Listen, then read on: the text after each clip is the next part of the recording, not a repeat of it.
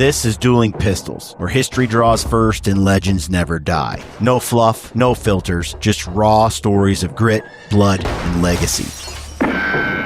Triggered by Black Flag. After the Great Revival at Cane Ridge in Kentucky in 1801, it was reported, quote, Becca Bell is with child to one Brown. Kate Cummins also got careless and had a bastard. Patty McGuire has been whoring. Patty straight up. Okay. Patty got thrown to the bus hard. The other ones, they slipped up. Patty whore. Welcome back to the show. I am your host, Brian Call, and I'm joined by my brother, Brent Call. How are you, Brent? I'm well. Thank you. All right. Today's show, we're going to get a little deeper into the Daniel Boone story. We're in the thick of it with Boone, a biography written by Robert Morgan. Back to the book. We just heard from, in the last episode we did, that Daniel lost his son. Mm-hmm. His youngest, right? His oldest. I think it was his oldest, James Boone. Believe it was his oldest son. They were making their way to Kentucky. You know, he said goodbye to his mom, who was in her 70s, 80s. Mm-hmm. Like, I probably won't ever see you again. They were going to try to settle in Kentucky, and they had a whole ton of people. They took them a while to get going. They don't have wagons because there's no roads. They have horses and pack trains. You know, this is primitive, slow going. They didn't have enough supplies, so they sent some young boys back, including James Boone, to civilization, to the settlement areas to grab more supplies, more gear, more everything. So that's what they did. They hustled back. When the boys were only 3 miles from rejoining Boone and the entire, settlement of folks that were making their way to Kentucky, 15 Delaware Indians, some others mixed in there, stumbled on the boys and shot them in their beds in the dark and ended up torturing Boone's son James and his friend horribly. Adam, who was, I think his name was Adam, was a black slave who witnessed the whole thing. He hid in the bushes and, had escaped. The other slave froze in fear, and they cracked his skull. They found him like 5 miles further down with a tomahawk through the brain. So they took him with them for a while and then decided he wasn't worth keeping, I guess. And this caused the entire group to turn back to Kentucky. Or not back to Kentucky, turn back to the Yadkin, North Carolina, Virginia area. They ran back east. Yep, and this was a really dark time for Daniel and for the rest of his life. The loss of his son James was really hard on him. Where we left off, the last book, he was, sitting there saying, he had gone to see his son, dug him up, reburied him, and then heard Indians and snuck off through the woods, as legend has it.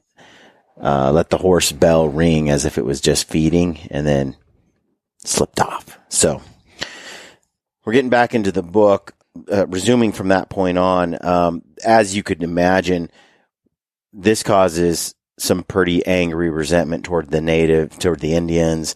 Remember, they went and rounded up a bunch of the Indians who perpetrated the act, and they rounded those Indians up, and a couple of them, they had the tribes put them to death.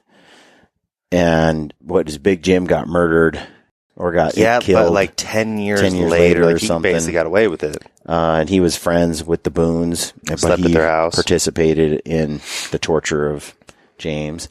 So, man, just some twisted times, twisted things. It causes some hostilities to get worse.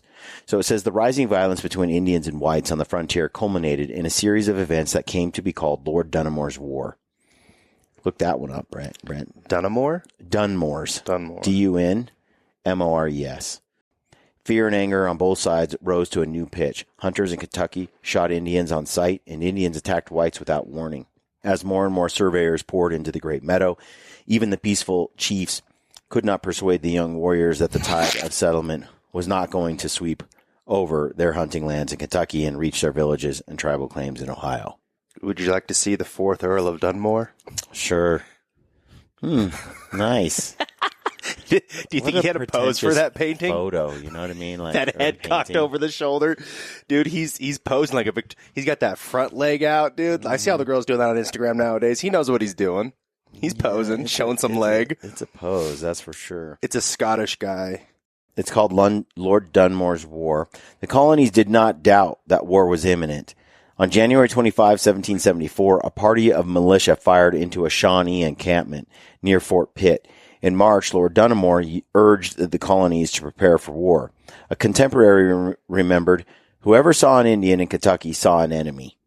No questions were asked on either side, but from the muzzles of their rifles. Accounts of Henry Russell's murder was reiterated as evidence of the threat. Few of the published articles on the massacre mentioned James Boone by name.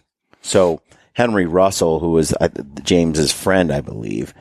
So it was Henry Russell and James Boone were both tortured to death. Apparently Henry Russell had a lot more clout in the community at the time. It says the Boones were not as important as the Russells. So people would bring up Henry Russell, having been tortured to death by the Indians. That's all they ever needed to just attack any Indian they came across. That winter and spring, parties along the Ohio River were fired on and robbed by Shawnees. One group of Shawnees claimed Colonel Croghan, commander of Fort Pitt, had told them to kill all Virginians invading their territory and merely rob those from Pennsylvania. This is an indication of extreme rivalry between the different colonies for control of the Ohio Valley. They're saying to the Indians, okay, go ahead and kill these settlers, but just rob these other ones. I wonder how well they executed that plan. Well, he said Colonel Croghan, commander of Fort Pitt, that's what they said. What he said, that means he's like, kill white people over here, but not these white people over here. Sounds like, among the white people, there was some rivalry as well. It says Captain Russell, under orders from Colonel William Preston, sent a party of men over the mountains to the head of Powell's River on April 15 to be on the lookout for hostile Indians coming from the north. He ordered his men to act friendly until they found out the Indians' intentions, then hurry back to warn the settlers of any invading war party. Scattered fighting between Indians and whites became more frequent all up and down the frontier. Governor Dunmore sent out a warning to all the settlements that a state of war already existed between the Indian nations and the colonies.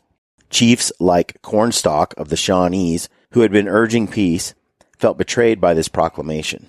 In retrospect, it appears Dunmore may well have made things worse by exaggerating the danger. A classic way of increasing and maintaining one's power is to make people afraid. And the governor's greed for western lands may well have influenced his actions. Dunmore's alarms almost certainly heightened the tensions.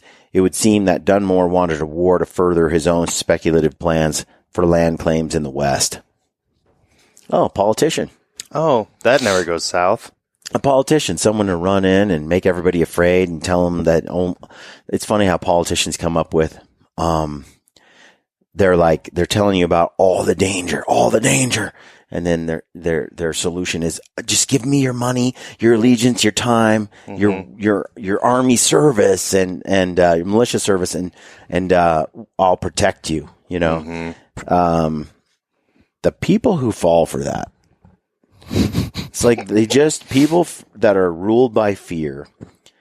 I hate them as much as I hate the people who take advantage of it. It's the fear that lets people makes people be victims and cowards and go along with things that ultimately are so destructive. In this atmosphere of fear and apprehension, Governor Dunmore and Colonel Preston told William Russell, in his capacity as a colonial official, that the surveyors sent into Kentucky must be warned of the danger, and that he should employ 2 faithful woodsmen to repair to Kentucky to notify the surveyors of their dangers. Boone and Michael Stoner agreed to dash into Kentucky to let the surveying parties, which included Hancock Taylor, James Douglas, Isaac Height, and John Floyd, know of the Indian threat. Michael Stoner's only hesitation was that he didn't have a rifle. My only hesitation. I'm unarmed, gentlemen. Well, Mike, you'll have mine and I'll have another, Boone is reported to have said. You're the man for me. You know what that reminds me of? Have you seen Enemy at the Gates? Yeah. Oh, yeah. You've seen it. We've talked about it before when the Russian army's like handing out one rifle to everyone, and he's like, "When the man in front goes down, pick up his rifle and shoot." It's one of my favorite lines. And they're just going along with it too. Like, okay. Well, if you turn around, you get shot the other way. According to a deposition Boone made October 6, 1817, in St. Charles County, Missouri, he and Stoner crossed the Cumberland Gap. Colonel Andrew Lewis gave them directions. Lewis directed me to cross the Cumberland Mountains at what we now call the Sounding Gap, at an old war road that would convey me immediately on the waters of Big, or perhaps Little Sandy. Boone added that when he received the orders from Governor Dunmore, he was told to take the Kentucky and meander to its mouth as soon as he got over the Cumberland Mountains. The Sounding Gap is just a few miles from the headwaters of the Cumberland, Kentucky, and Big Sandy rivers. It is reported that Boone rented a horse for 62 days for his journey. Apparently on horseback, Boone and Stoner crossed the mountains on an old hunter's trace, struck the Kentucky River near its source, and followed it downstream. It would be hard to imagine a more dangerous journey than the two hunters had agreed to undertake. With Indians prowling the wilderness and attacking at random, and the exact location of the surveying parties unknown, the two woodsmen had to find about 24 men in 20 million to 30 million acres of woodland. All Boone knew was that some of the surveyors were in the bluegrass region near the Kentucky River, or maybe near the falls of the Ohio. But in fact, they could have been almost anywhere, and they could already have been killed as well. One of the ironies of this mission to warn the surveyors is that Floyd and his crews were claiming the best land in all of Kentucky for the officers and veterans back in Virginia. The colonial surveyors were preempting the very land that Boone and others like him yearned for. In that sense, he and Stoner undertook the dangerous expedition to warn their greatest rivals for the most desirable real estate in Kentucky. Dangerous as the mission was, and as important as its object, the foray sounds like something of a frolic, too. Boone and Stoner became great friends, and Boone enjoyed telling a story of Stoner being charged by a buffalo at a salt lick while Boone collapsed with laughter. Boone liked to imitate Stoner's thick German accent when he told the story. However much laughter they may have shared on the trip, they still knew they were in great danger, and slept in thickets and canebrakes, putting their campfires out as soon as meals were cooked, and while they ate, they sat back to back on the lookout for Indians. I love that Boone and Stoner are friends. It was funny. I grew up and there was a family, and their last name was Stoner. They had 3 boys that I grew up with, and they were all super cool, but as you can imagine, they played sports, and all their shirts just said Stoner on the back. Yeah, and I grew up with some Stoners and some Stones too. Yeah, and I'm wondering because in the last episode it talks about how they changed their name from Steinel or Stein something to Stoner. I'm wondering if that's the case with them too, or they were some sort of quarry rock. Rock layers or brick makers or that kind of thing. They dealt with stones. Yeah, they've got the teeth for bricklayers. It says, according to another deposition taken April 24th, 1794, he told Dunmore, the Dunmore asked him to warn the surveyors, but also to mark some land for him and Hickman while he's there. Go rescue these guys, but also while you're there, hey, survey some land and get us some property. While you're out, can you give me some water? With danger gathering on all sides, Boone and his backers were still thinking of land claims and of the future.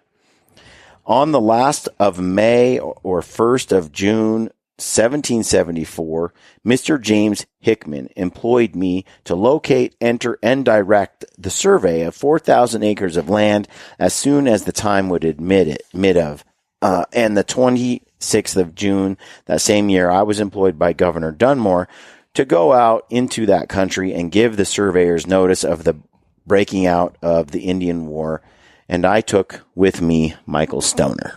The fact that Boone and Stoner duly located and marked the 4,000 acres for Hickman on what was later called Hickman Creek near future Boonesboro, on land that turned out to have already been surveyed by James Douglas, does not lessen the oddness of this hurried and dangerous trip.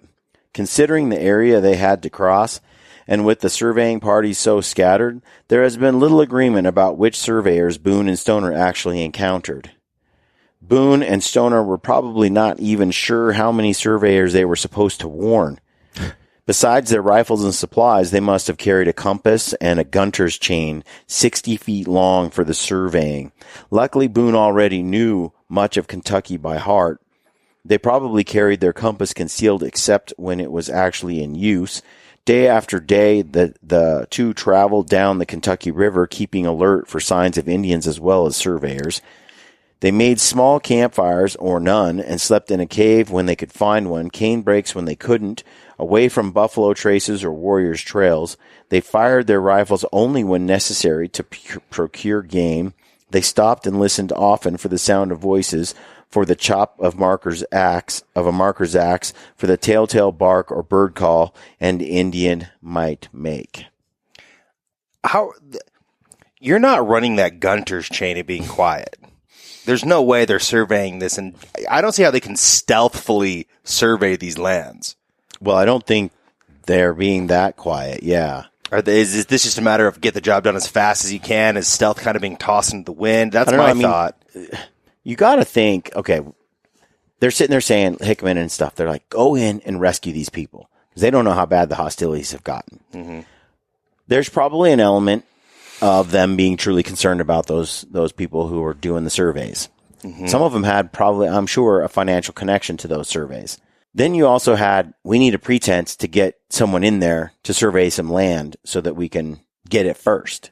Because once you survey it and then you bring it back to Virginia and you get it certified, then it becomes yours in essence. And so the first to claim it gets it. So if you want to get out there and grab it and not get your head chopped off and all of that, then you can do that, come back and get it, and then you can get it granted to you by like the state of Virginia.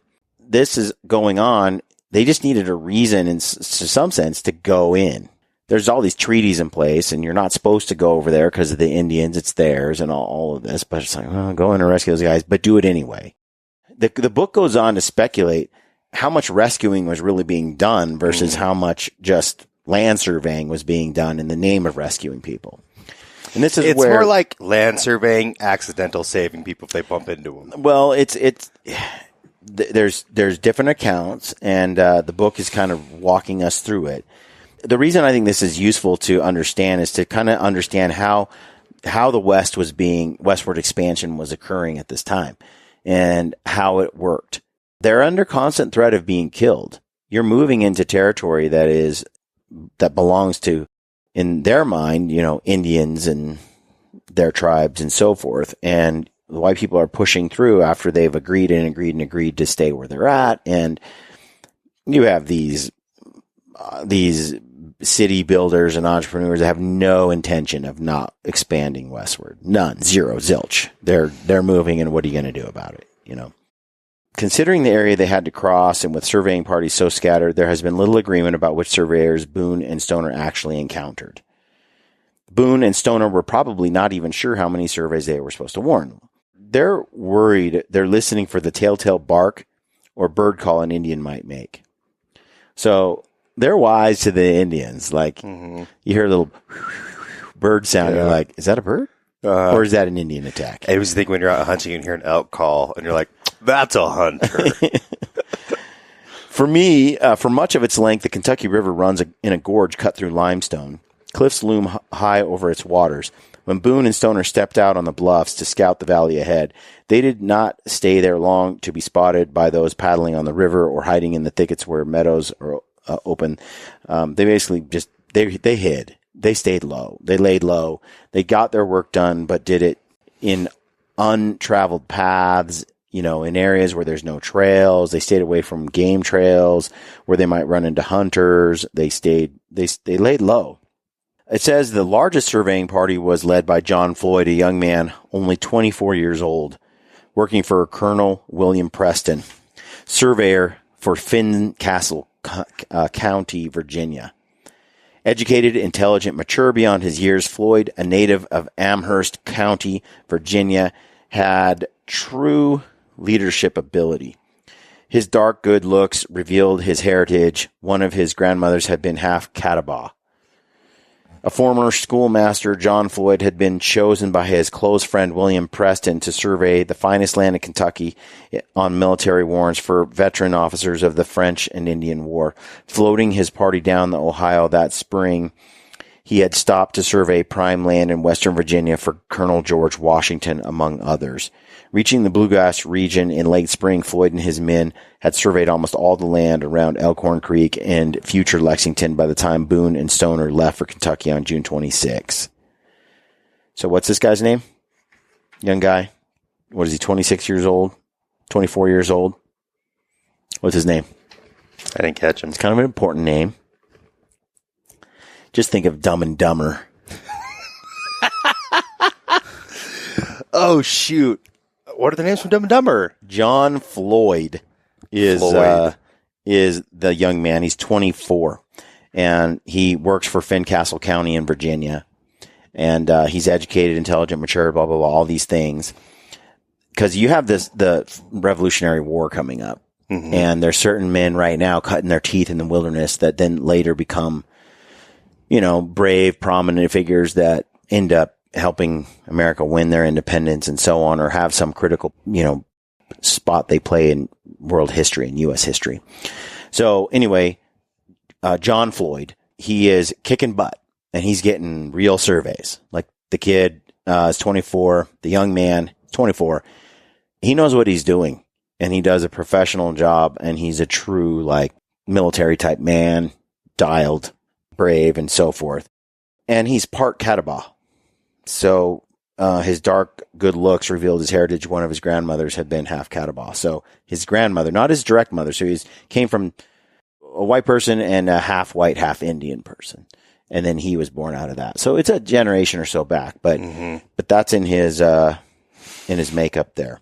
I believe you had more intermarriage and interchildbirthing in these early frontier days and continued throughout that period of time, due to the promiscuity of, the folks and the times and all that kind of stuff. The desperateness of the times as well. So they're out there surveying.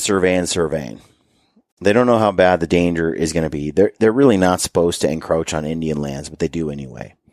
Now, and I hear this all the time where people say, the white people came and they stole the lands from the Indians, as if the Indians are one monolithic group.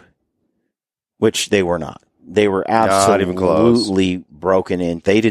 They attacked each other and rival tribes as viciously as they attacked the white folks that were there. Even more common in some cases. What I find ironic about the repainting world history as if, for example, it's just absolute rubbish that white people invented conquering and that white people invented taking over, lands and colonializing things. It's just until Europe, they weren't even good at it. Just absolute nonsense. Read a history book. Here you have this situation where these settlers are moving west and there's rules and they're breaking them and they're just going to move in. And it is a might is right situation. George Washington is over there surveying stuff, and they all have plans to westward expand and, take over areas. They fully expect to push the Indians out, or the Indians are going to assimilate. Those are the two options that they have for the native folks. I mean, make no bones about it. The native folks, prior to that, they took the lands from the native people who had it before them. Again, might is right. They wiped out entire tribes or pushed them out to another place.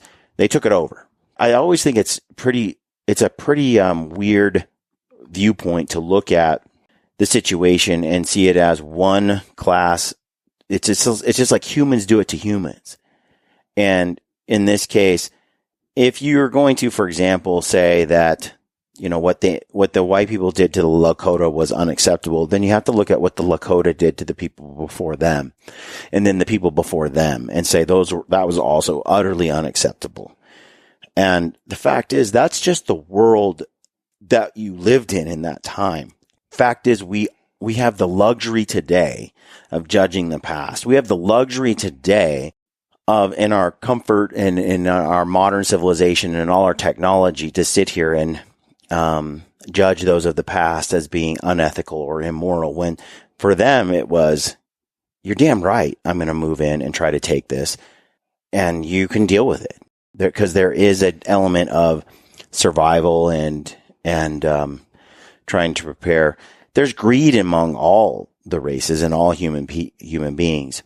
Now, I will say that Native people had a different cultural view of owning land. That didn't make sense to them, but they did have the idea that you can't own the land, but you can use the land. You can be the bullies that keep others from accessing the animals on that land and the resources on that land. You absolutely don't own it. The idea that you'd square it off and keep a piece doesn't make sense. But the idea that from this river to this river is, Lakota land and Cherokee is over there, and if you come over here, we'll kill you. That's absolutely 100% in there, within the understood nature of their way of thinking. So it's not all that different in that sense, but there was a difference between living off the land as a hunter gatherer and cultivating the land as agriculture and farming and ranching. Totally different, domesticating animals and looks very different. Anyway, back to the book. It says one member of Floyd's crew, Thomas Hansen, kept a diary that spring and summer. And because he made detailed entries almost every day, we know a good deal about Floyd's activities during those momentous weeks, when much of the finest land of Kentucky was divided up for important people back in Virginia. For the important people. On Sunday, May 2nd, 1774, Hansen wrote, "We made a survey of this bottom for Patrick Henry. It contains 400 or 500 acres of very good land, including the fort and town. There is a sycamore tree 33 feet in circumference on this bottom. At no point in this journal does Hansen mention Boone and Stoner. Since Floyd split his group into 3 smaller parties of surveyors, it is possible Floyd encountered Boone and Stoner while Hansen was not around, but not likely. Because Floyd expressed deep gratitude to Boone later for his mission," so this is John Floyd, the 24-year-old young man who's a butt kicker, he said, because Floyd expressed a lot of gratitude toward Boone after the mission was over, this apparent lack of contact between Boone and Floyd remains part of the mystery hanging over the accounts of this hurried trip as the threat of war loomed over ever closer. So it's a detailed journal, but it doesn't include the mention of Boone and Stoner, yet Floyd expresses tremendous gratitude for Boone for taking that risk and coming and warning them. So it's like, okay, that just muddies the water for people trying to decide whether he was there for surveying or rescuing or whatever. Adding to the mystery of that summer is the later report of Robert McAfee, along with James Harrod and one of the earliest settlers in Kentucky, that Boone, on his way to the falls to warn surveyors of the danger from the Indians, had one lot laid off for himself in Harrodsburg. Many historians have assumed McAfee's testimony to be true and pictured Boone claiming a lot and building a cabin on it at Harrodsburg site while on his way with Stoner to the falls of the Ohio. But it is pretty clear that Harrod and his men had already left the region by the time Boone and Stoner could have arrived. McAfee apparently was confused by a lot Squire Boone staked out and claimed with his friend Evan Hinton at Harrodsburg in late 1775. They end up just claiming lots over lots. You're supposed to have this reliable one for me, one for you. they have this you're supposed to be able to look at the records and know, this has already been claimed, and this has already been claimed. Can you imagine?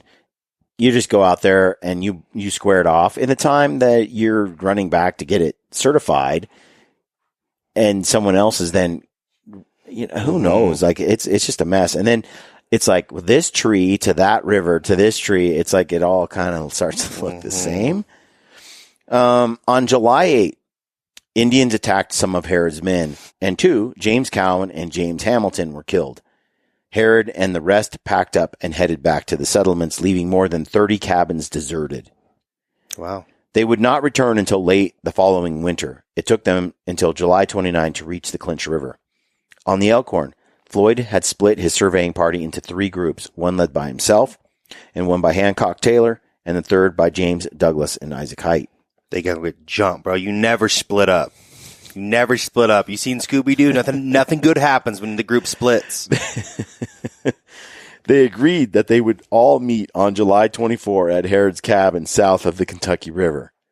When he reached the rendezvous point on that date, Floyd found only a note that said, "Alarmed by finding some people killed, we are gone down." It was then that Floyd decided they had done enough surveying, and he and his party headed toward the Clinch River settlements also. They did not go north toward the Ohio River because that was the direction the Indians would be coming from. And poling or paddling up the Ohio to Fort Pitt was very difficult.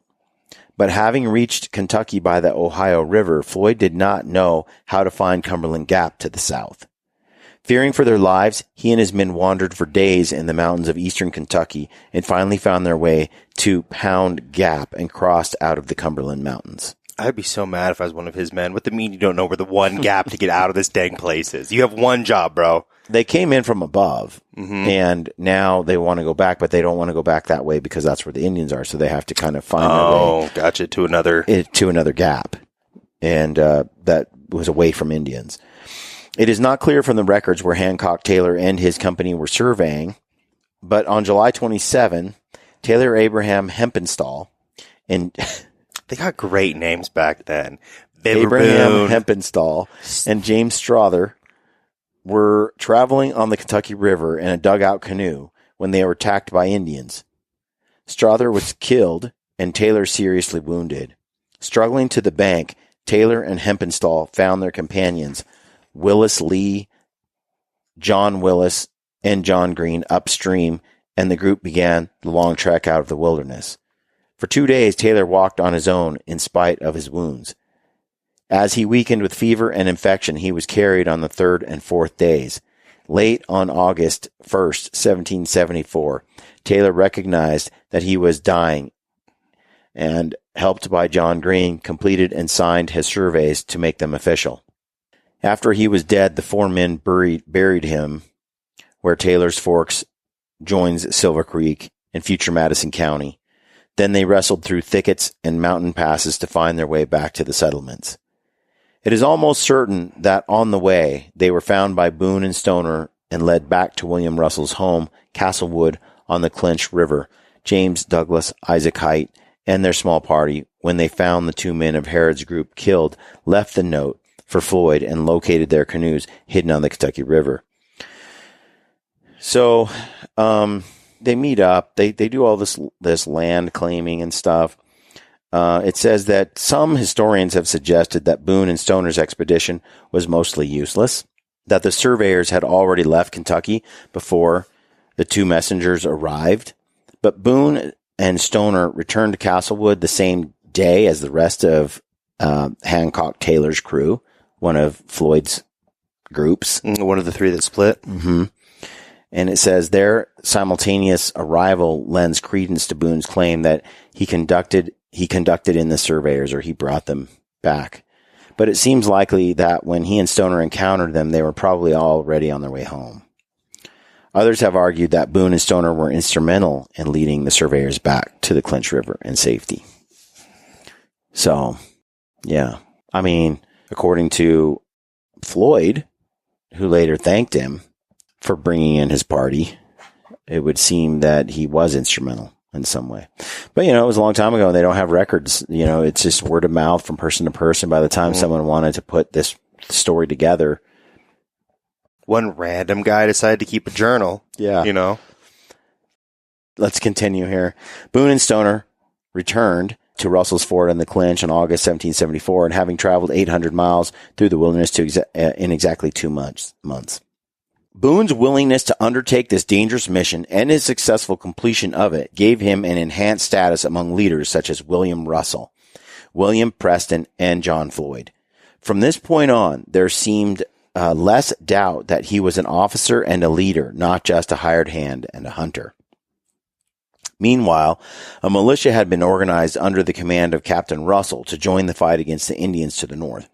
Floyd recommended that Boone be added to the company.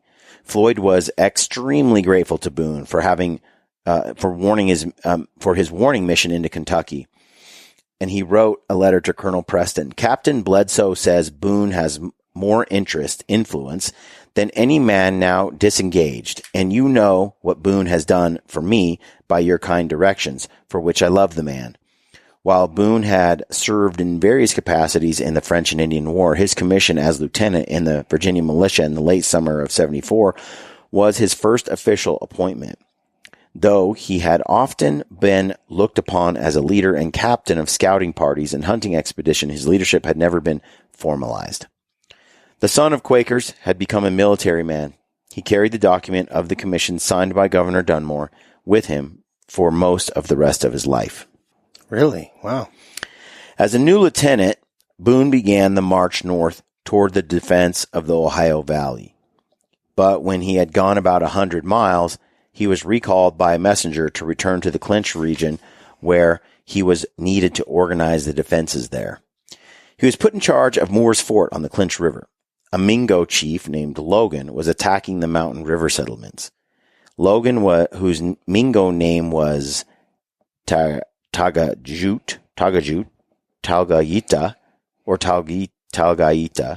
is supposed to have said, the Indians is not angry, only myself. His family had been lured into a trap and killed at Yellow Creek on the Ohio in May.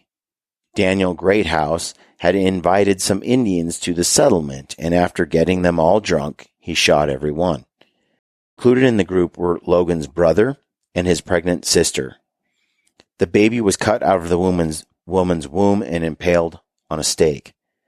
Out for revenge, Logan apparently wrongly blamed Michael Cressup for the massacre.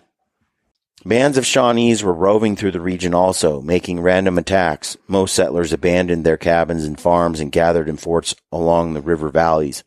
Rebecca Boone and her children sought the safety of Moore's Fort, south of Castlewood on the Clinch. With many settlers crowded into a small space because they were hiding in forts, the conditions quickly deteriorated. As in most wars, the greatest problem seemed to be boredom. The waiting, day after day, appalling conditions, poor facilities for sleeping, and tedium aggravated the fear of attack. One woman at Moore's Fort reported that the men would all go out and play at ball, and those not playing would lie down without their guns. We assume such lax security occurred while Boone was away on patrol or organizing defense at other forts. The story is told that the men became so careless while Boone was away that one day Rebecca and her daughters, Susanna and Jemima, and several other women decided to scare them. Loading a half-dozen guns, they slipped out the back of the fort and fired the rifles, then ran back into the fort and locked the gates. The men dashed to the stockade, but found themselves locked out and ran hither and thither in panic. Wow. Oh, my gosh. So they were playing outside the gates. Uh-huh. This is a great joke. So the women went out and shot guns to scare them all and locked them out of the gates. Oh, real fun. Let's reverse those roles and see how they like it. Some were in so great haste, they ran right through the pond. They were all exceeding mad. While the women laughed at them, the men threatened to whip the wives and daughters who had made fools of them. In the midst of such chaos, Boone had his work cut out for him. Yeah, that's not the kind of behavior I want going on when I'm at war. Chief Logan, with his Mingos and Shawnees, attacked Fort Blackmore. Logan dared the whites to come out of the fort to recover their blacks, whom he called their bearskins. They had captured some slaves that were out, like getting wood and stuff. But there was little the Indians could do against the fort. Without artillery to blow apart the gates and pickets, their only hope was starving those inside. That was not the kind of fighting that appealed to angry Indians. Logan's party killed a number of cattle and then moved on. They appeared a week later at Moore's Fort a few miles away. 3 men had left the fort to check a pigeon trap several hundred yards beyond the walls. Shots were fired from the timber, and one of the men fell. Boone charged with the others out of the stockade to the rescue and saw an Indian in war paint rip the scalp from John Duncan's head. Before they could fire a shot, the Indians faded back into the woods. The next day, a child found an Indian war club left like a calling card beside the spring. Boone thought it might be that of a Southern Indian, although the Cherokees had stayed out of the trouble for the most part. Mr. Boone has sent me the war club that was left. It is different from that left at Blackmore's. Mr. Boone thinks it is the Cherokees that is now annoying us. But it's possible, the book says, that Shawnees and Mingos were trying to set up their enemies, the Cherokees. Tagging somebody else's name on it. You know, leaving a weapon from a different tribe. Like, it wasn't us, you know. Yeah. So it goes on. It's just more of this squabbling back and forth between the whites and the Indians. And it says, in early October, a guard outside Blackmore's fort saw an Indian lurking along the bank of the river. Murder, murder, he shouted, and those inside quickly closed the door of the stockade. Trapped outside, the guard was shot by the Indians. Why was he yelling murder?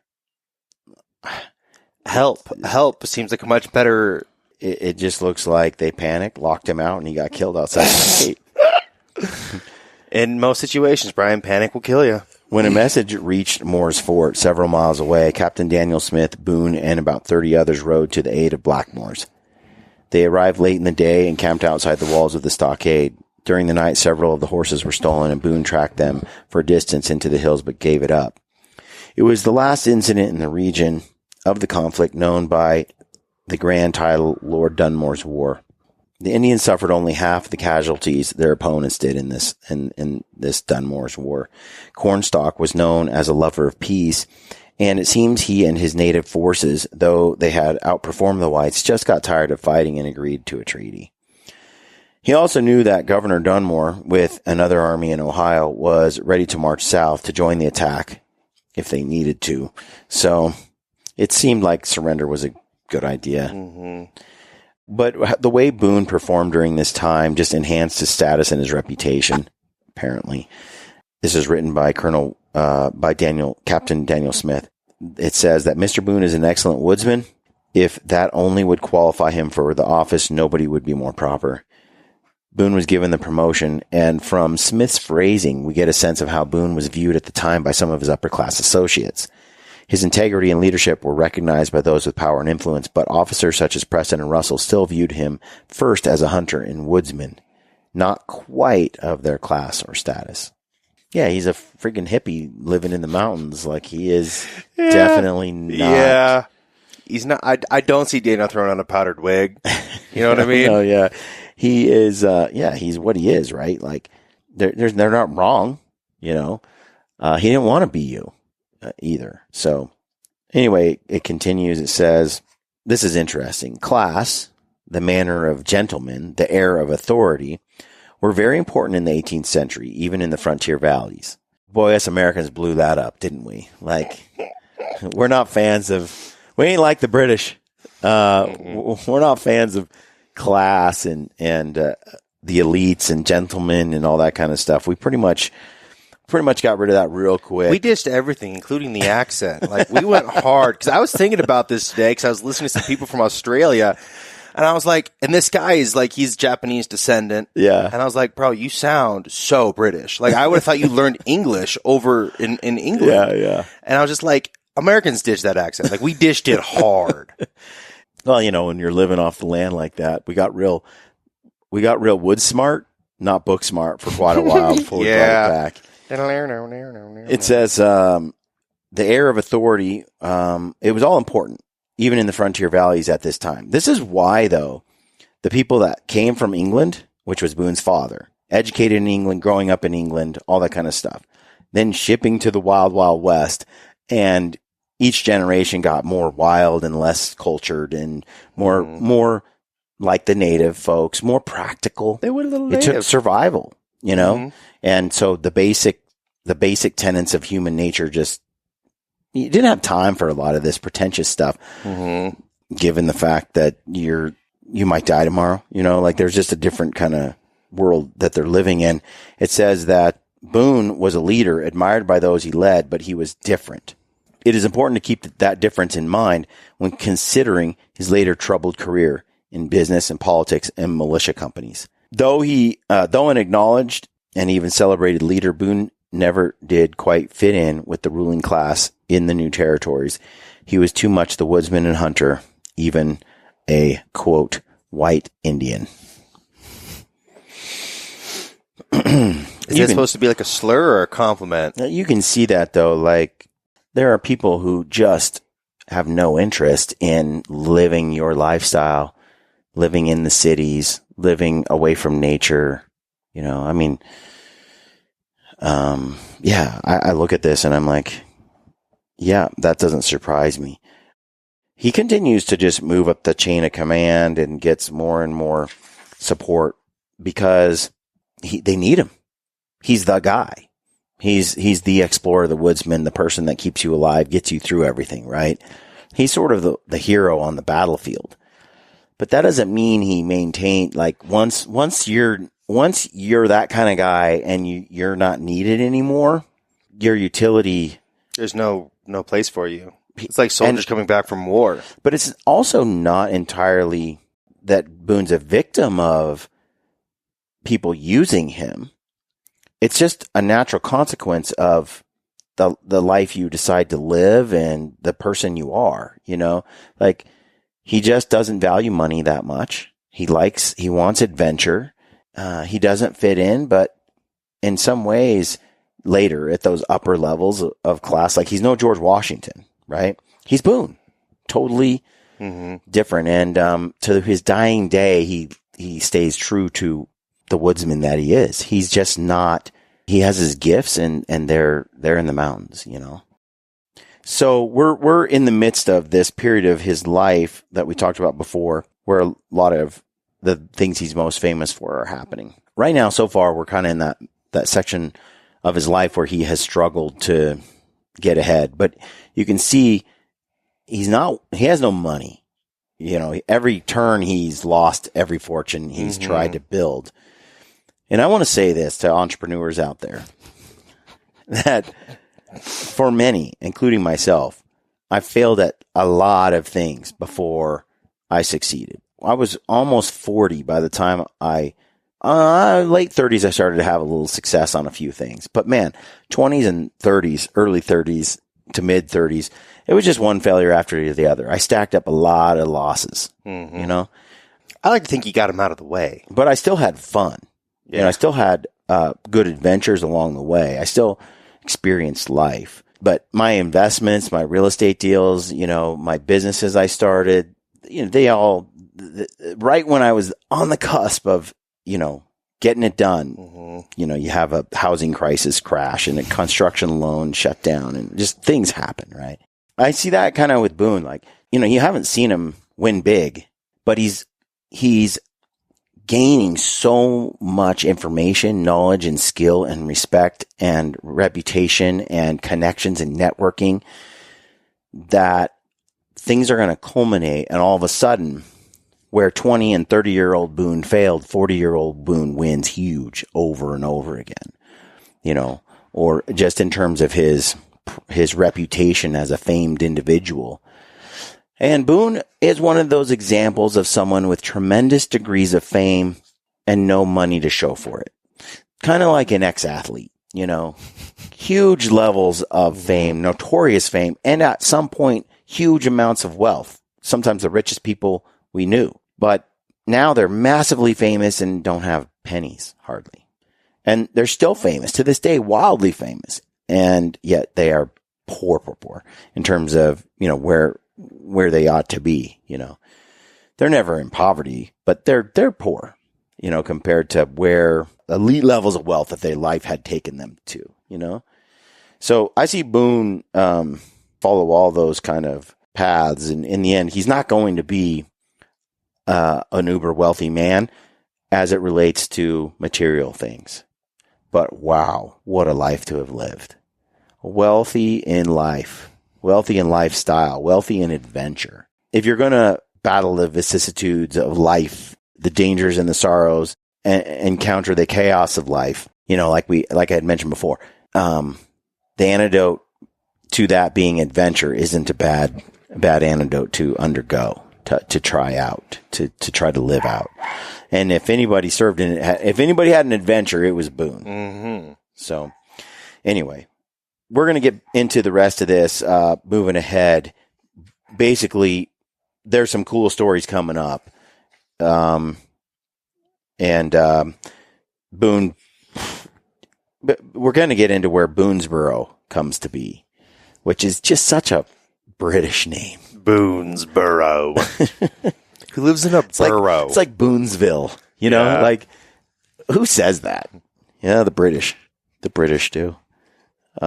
Anyway, it's going to get cool. So stay tuned, folks. I hope you're enjoying the podcast. We appreciate that you tune in each day and support the show. We get to do this together. It's really cool. If you like the show, don't forget to like and subscribe to the channel. Leave us a comment in the comment section of the videos. We love to hear from you there.